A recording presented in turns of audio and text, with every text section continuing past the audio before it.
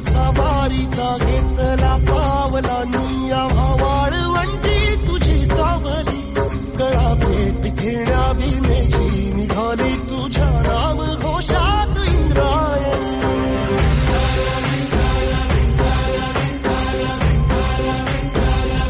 भिडे आसमंती ध्वजा वैष्णवांची उभी पंढरी आज नानावली तुझे नाव ओठी तुझे रूप ध्यानी जीवाला तुझी आस गाला गली जरी बाप साऱ्या जगाचा परी तू आमालेकरांची विठू माऊली